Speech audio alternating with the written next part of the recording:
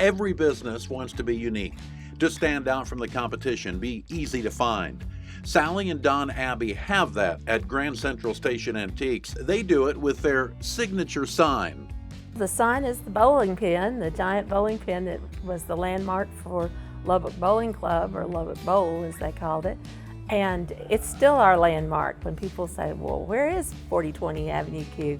We say, we're in the bowling alley where the bowling pin is. And they go, oh yeah, we know where that is. And for those of us who've been around a long time, we remember bowling here. I took bowling here when I was at Texas Tech. And so I say my life has come full circle. The antique business is, to me, fun, and collecting antiques is fun. So that's what gets most people in the business, is collecting, until you run amok and then have to start selling. I was always interested in antiques. Even when I was a child, my mother and I used to go to antique stores in El Paso, and I just maintained that interest through my education. I was a history major and got a master's that included museum science and architecture. And so not only do I like old things, but I like old buildings a lot too. It's just the discovery. You see something and say, what the hell's that, you know? And so you look at it, and then they spend a while researching it and find out it's something you never would have thought.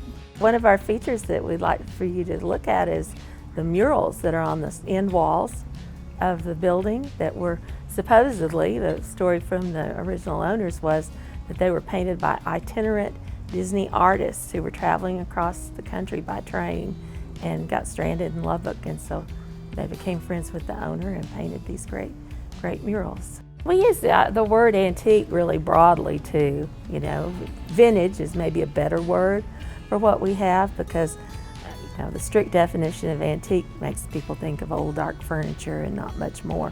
But we have a little bit of everything. If you're doing what you're supposed to do, you're selling stuff. And so for vendors, and including us, it's a constant hunt for more inventory.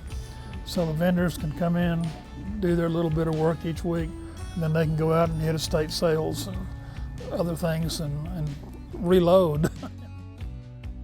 A number of years ago, I had an estate sale here in town that Sally mentioned a while ago. Stumbled across an officer's hat from the German Army in World War I. Now, how the heck that got to Lubbock, Texas, I got no idea.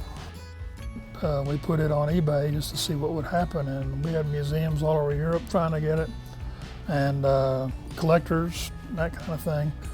And that's the fun stuff, not because of the money side of it, that helps, but just the unexpected, the things that you don't expect to see in Lubbock.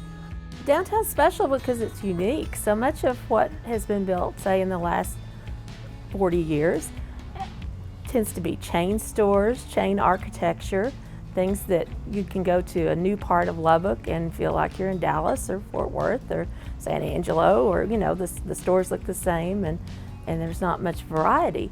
And downtown, people take advantage of the things that are unique about the buildings and about their surroundings, the urban environment, the brick streets, and try to have the people who are attracted to downtown are looking for something unusual. And that's what brings customers too. They want to find something that's just a little bit out of the norm. You'll find a lot that looks good at Grand Central Station Antiques. Be prepared to stay for a while.